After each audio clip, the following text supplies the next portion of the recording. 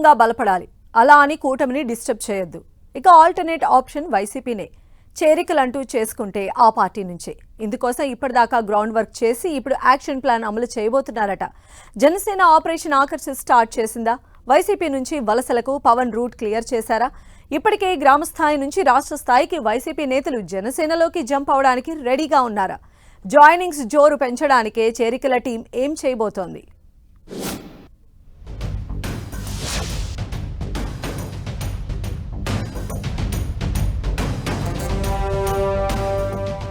Next election plan, party బలోపేతంపై Pawan focus.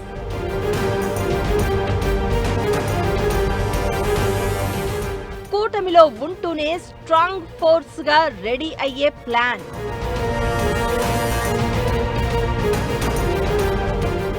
చేరికలకు Pawan green signal, YCP నుంచి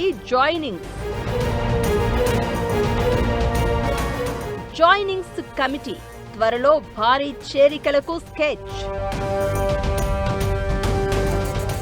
దారుణ ఓటమి ఎదురైనా వెనక్కి తగ్గలేదు. తానే ఓడినా మొక్కవోని దీక్షతో పోరాడి తలపడి నిలబడ్డారు జనసేన అధినేత పవన్ కళ్యాణ్.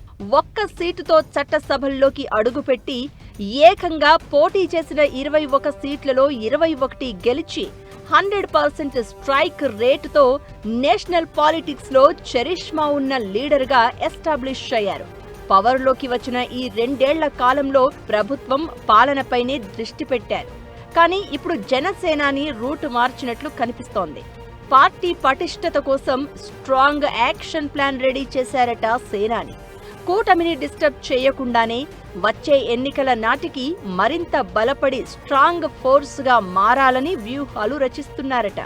ఈ క్రమంలోనే సభ్యత్వ నమోదు, శిక్షణ తరగతులు, జెన్జీ సెంట్రిక్ గా పాలిటిక్స్ చేస్తున్నారు.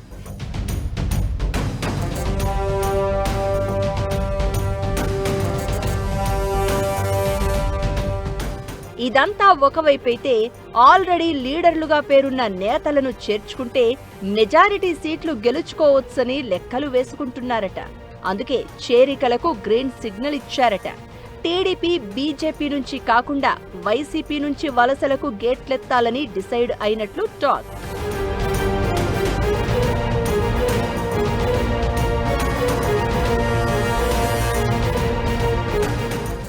ఏపీలో పార్టీ బలోపేతానికి పక్కా వ్యూహాలు అమలు చేస్తున్నారు పవన్ కళ్యాణ్. కూటమిలో భాగస్వామిగా ఉన్నా కూడా సొంతంగా పార్టీని బలంగా తయారు చేసేందుకు వేగంగా అడుగులు వేస్తున్నారు. ఒక పక్క జిల్లాల వారీగా సమీక్షలు నిర్వహిస్తూ, మరోపక్క ఆరోపణలు వచ్చిన వారికి వార్నింగ్ ఇస్తూ, ఇంకో పక్క కొత్త వారిని పార్టీలోకి తీసుకునే విషయంలో జాగ్రత్తలు తీసుకుంటున్నారు. పార్టీ బలోపేతం అంటే పాత నేతలను బలంగా తయారు చేయడంతో పాటు కొత్త వారిని పార్టీలోకి తీసుకుని పార్టీని పటిష్టం చేయాలని అనుకుంటున్నారట పవన్. పార్టీలో చేరికల కోసం జాయినింగ్స్ కమిటీ పేరుతో ఓ టీంను నియమించారు పవన్ కళ్యాణ్. 14 మంది సభ్యులతో కమిటీ వేశారు పవన్. ఈ టీంలో ఎమ్మెల్యేలు బొలిశెట్టి శ్రీనివాస్, వంశీకృష్ణ శ్రీనివాస్, పంతం నానాజీ, ఎంపీ లింగమనేని రమేష్, మాజీ మంత్రి బాలినేని శ్రీనివాసరెడ్డితో పాటు పలువురు నేతలు ఉన్నారు. త్వరలోనే ఈ టీంతో సమావేశం ఏర్పాటు చేసి చేరికల కోసం అనుసరించాల్సిన విధానాలను దిశానిర్దేశం చేయనున్నారు పవన్.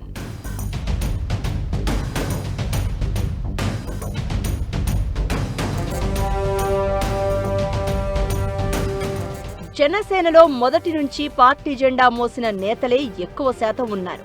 అయితే 2019, 2024 ఎన్నికల్లో కొందరు బయటకి వెళ్లిపోయారు. ఇక ఇతర పార్టీల నుంచి తక్కువ సంఖ్యలో మాత్రమే చేరికలు జరిగాయి. అయితే 2024 ఎన్నికల తర్వాత బాలినేని, సామినేని ఉదయభాను, కిలారు రోసయ్య వంటి వారు వైసీపీ నుంచి వచ్చారు. అయితే ఇప్పుడు తాజాగా పార్టీని బలోపేతం చేసే పనిలో భాగంగా చేరికలపై దృష్టి పెట్టారు పవన్. కూటమి పార్టీల నుంచి చేరికలు ఎలాగూ ఉండవు.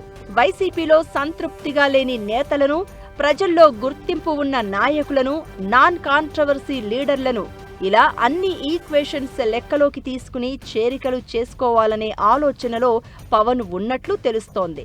మరో 2 నెలల్లో జరగనున్న స్థానిక ఎన్నికలతో పాటు ఇంకో 3 ఏళ్ల తర్వాత జరగనున్న అసెంబ్లీ ఎన్నికలను దృష్టిలో పెట్టుకుని అటు గ్రామ స్థాయి నుంచి రాష్ట్ర స్థాయి వరకు ఈ చేరికలు ఉండనున్నాయి.